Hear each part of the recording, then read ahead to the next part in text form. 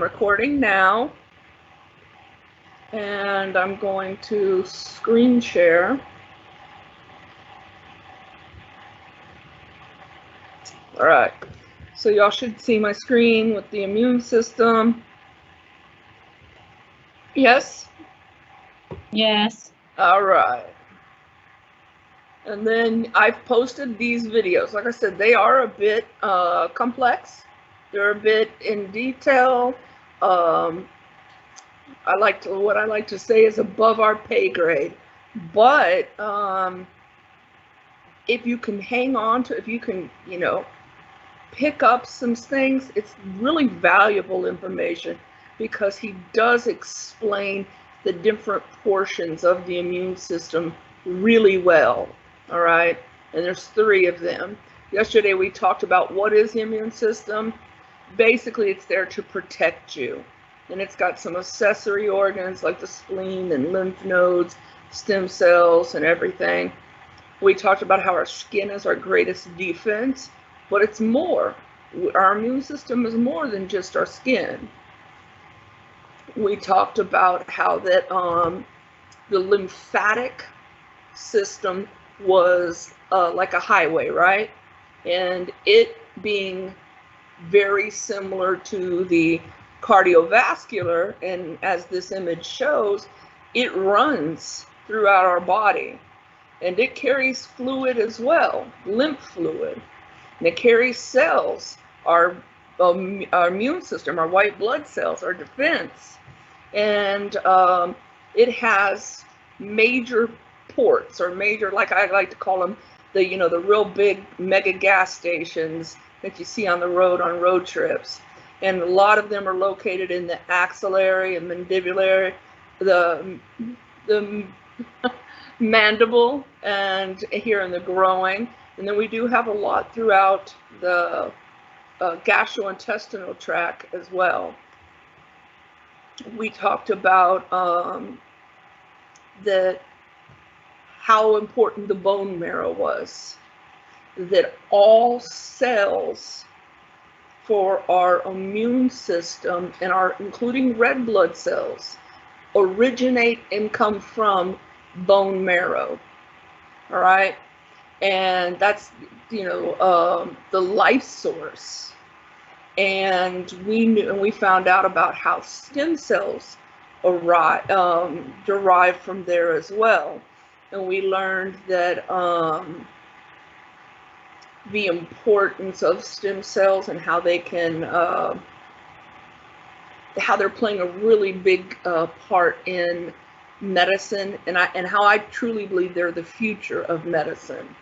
And as far as growing new tissues, because the stem cells are magic, because you can place them next to dead cardiac tissue and repair the cardiac tissue. You can place them next to damaged neuro tissue, and and it repairs it. It is able to grow and become the cell that it's next to. So it's pretty amazing. We talked about the thymus, and how the thymus is located right here in the center of the chest, and from fetus to puberty, it's very active, and it's a major important part of our immune system, because once our bones make, those cells, they make all the cells, they send everything out, and everything, many of them cells end up in the thymus. And I told y'all to think about the thymus like a factory of school, basically starting at elementary, working all the way through college till you get assigned your job. And that's the different layers of the thymus, like the cortex and the medulla, have different functions. And think of it like progressing through your grades at school.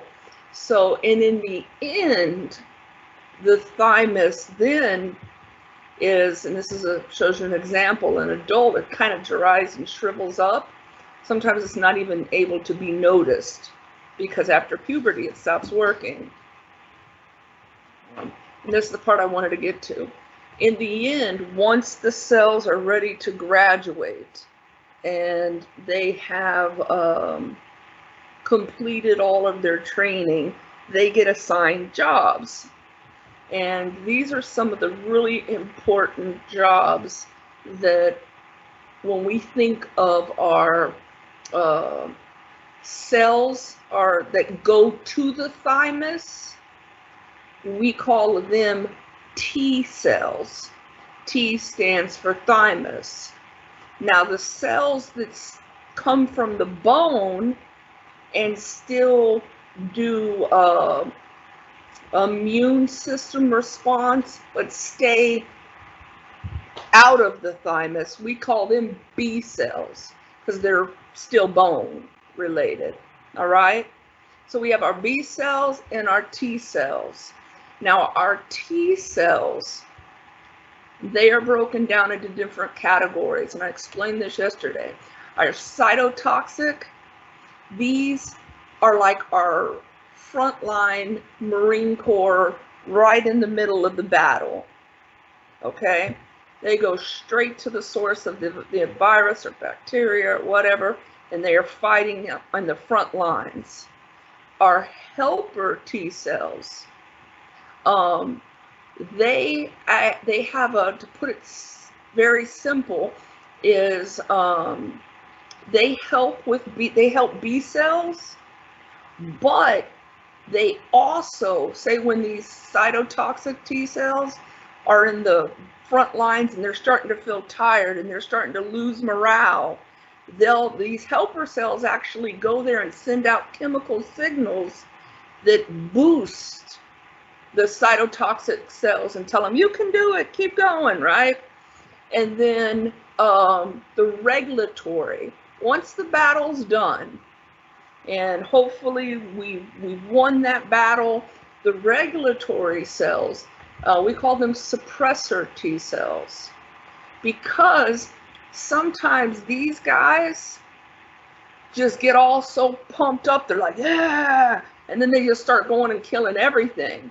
Well, we have regulatory cells that tell them, hey, chill out, the battle's over, stop shooting, stop killing everything, you know, because we don't want them to damage good, healthy things that are going on in the body. And that can happen sometimes. So that's why we have these suppressor or regulatory, all right?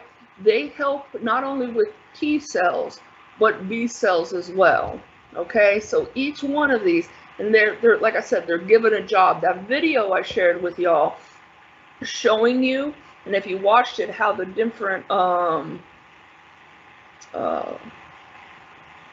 with the immune system and how it's like they were fighting and you know, wearing down the building, and if y'all watch that, that explains it so well. I think it does an amazing job. It's a really good video. We have everything we talked about before, you know, with is our central lymph.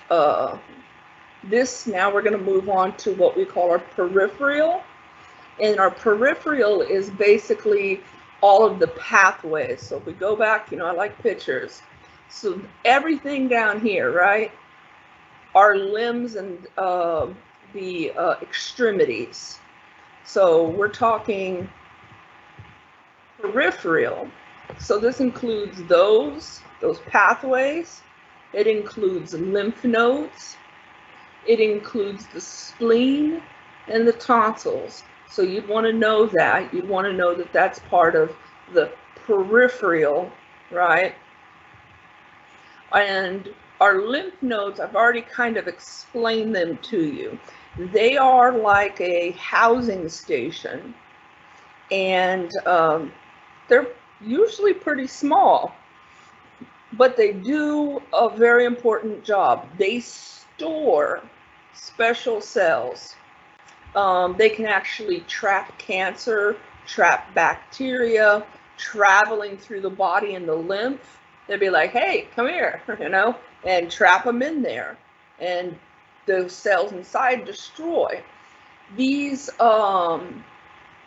lymph nodes are vital because of their ability to store and keep extra cells always ready for battle.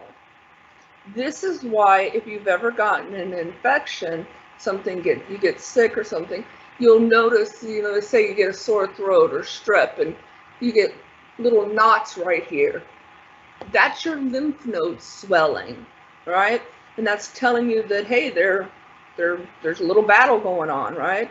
And it's telling you that it may need additional assistance, right? And like I said, our body's always trying to warn us when it does need help.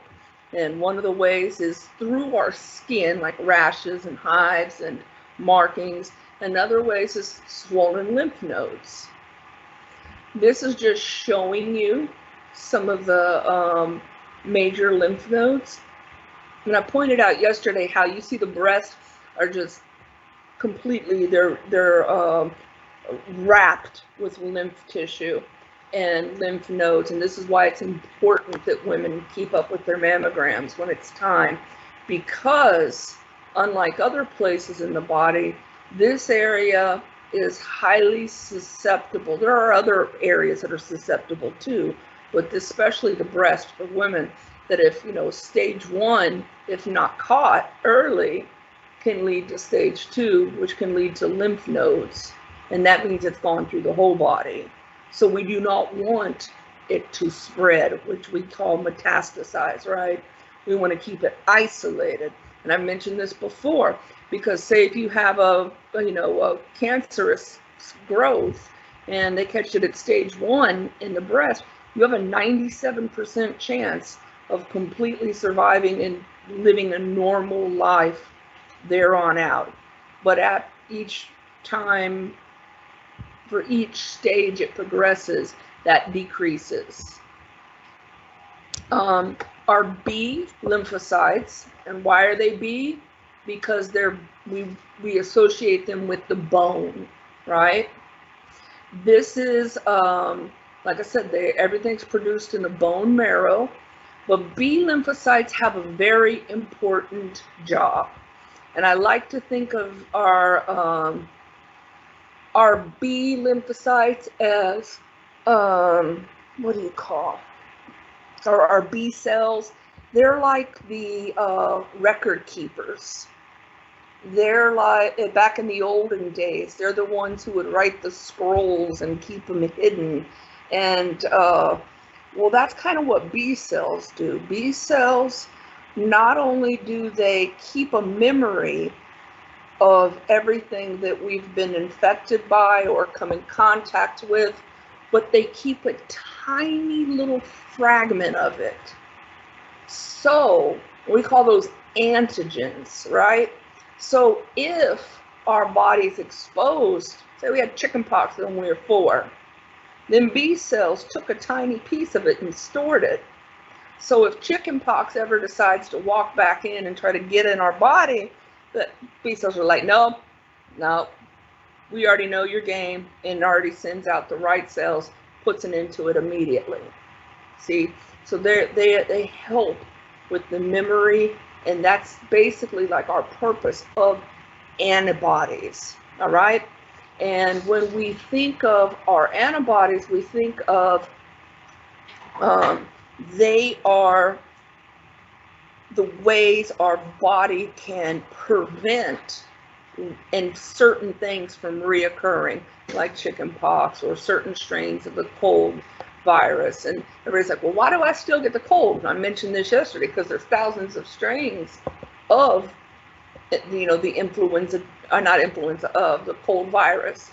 So there's so many out there, there's always a chance you could pick up another one, okay?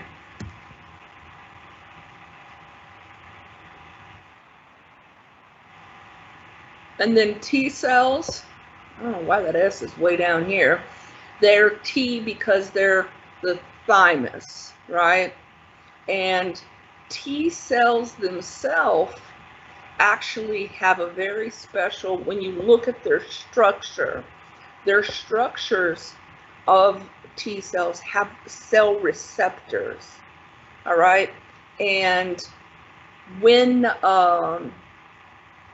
I said, they have their different jobs, but they're not, they also, when they're not in action and when they're not, fighting, to keep you well in a major, battle against some type of bacteria or something, this means that they can promote immunity as well. And instead of making antibodies like, the B cells do, they can float around and stay on guard. And if they see anything in the body that looks suspicious, they immediately bind themselves to it, and they rid the body of it. So they're always, even when they're, not fighting, they're always on guard and always watching. And then I like this picture. I posted this. This is the best way to remember it, okay? The difference between B cells and T cells. This says, I attack invaders outside the cell. So this means that anything that is outside of the cellular structure itself, and B, it does that, like I said, through its antibodies, through its memory, through sending messages. Now the T cell, they attack inside the cell. If they see something, they will actually get in there and they will fight it from the inside, okay? And that's about the, what do you call, for our level, for what we need to know as far as immunity, that's about the extent of, is there a lot more to this? Yes, but just, that's the basic that you need to know. As B cells attack outside and T cells attack inside. And this, I'll share this with you. She does a pretty good job of breaking it down. She's talking about, sort of like what I did, how bone, the B cells, and then the T cells, thymus, and the T receptors, and then the B receptors. But she goes into it a little bit more in depth than what we kind of need for our level. The next accessory organ of the immune system is our spleen. And you need to know this information about the spleen. It is the largest lymphatic organ, okay? It's important because it has a way to balance bodily fluids, but I instead of thinking of it I like to think of it as a recycling center. And it's like I said, it's about 5 inches and about 6 ounces. And when I picture the spleen, I can close my eyes and I see it, and I think of it like this. Okay, so blood and everything that's being processed, already being used, it's ready for maybe the trash heap or to be filtered out of the body. Well, it takes a trip to the spleen first. And the spleen has like these, I like to envision laser beam type of things, and it being like, okay, wait a second, you're trying to throw away iron? We still need iron. So it pulls that out and sends it back to the body. And it's sorting through it. Wait, I'm low on magnesium. What are you doing? It sends the magnesium back out. So it filters the blood and it filters the fluids, and it may keep and send back things that the body might, deem unnecessary. But then everything else that says, okay, we don't need this, it stores it. And it actually stores a lot of blood until the body's ready, because that's blood cells only live for so long. and they go to, and their spleen is like the you know, the graveyard, or the, you know, the mortuary, where they are before that they leave the body. Okay, so the spleen has very high concentrations of blood cells. So if you injure the spleen, if you damage it, and you can bleed to death very quickly because of the amount of blood volume and fluids that are inside of it. Okay, now I've heard of cases where somebody's immune system is just getting wrecked, and the spleen enlarges, because what it's actually doing is waking back up some of the things that it might be ready to recycle and dump, and telling it, hey, get back in there, we need you. You're not done, Grandpa, get back in the job, right? So that happens. One of the times we see that is with like mono. That's why some patients who have mononucleosis, they'll have a swollen or enlarged spleen, and that's because the spleen is pushing itself back into action, and it's it can actually be beneficial in times of great need. Okay, and this is pretty much saying everything of what I was saying, and how it can hold almost a cup of, and you don't think that as a lot of blood, but when you're losing it and it's bleeding out, it's quite a bit. And this is a picture, and if you notice here, you see the stomach, it's slightly behind and to the side, right? And it's bean shaped, and it's very vascular, all right? So it has a lot of blood flow to and from. Our next organs we're going to talk about, these are accessory as well, as our tonsils. Now, I've already mentioned the tonsils several times, because way back in the day, we used to think, oh, hey, your tonsils were infected, take them out. That's what the doctors did. They really didn't realize the importance of tonsils. And your palatine tonsils, the ones when you open your mouth and you go, and you can see the little meatballs back there, that they're there to actually, like catcher's mitts, and they can catch bacteria and pathogens that are coming in and prevent them from maybe making it into the body. And this is why you get, when you're a little kid, tonsillitis or strep throat or different things. And that's because that's one of our big defenses. And what are kids constantly doing? Putting everything in their mouth. So the tonsils are important. And one of the things that people don't realize is that nowadays we try to reduce tonsillectomies, and they try to keep the tonsils in the kids or adults unless they're either impeding the airway, blocking it, or they're just so infected or so many recurrent infections that it's causing difficulties. Now, adenoids are similar to tonsils, they're smaller, but they're actually behind the nose and at the roof of like by the soft palate. Now, if you're a ears, nose, and throat doctor, you have this very expensive little machine that you can actually, it's got a little camera, and you can visualize, but we can't see the adenoids when we look.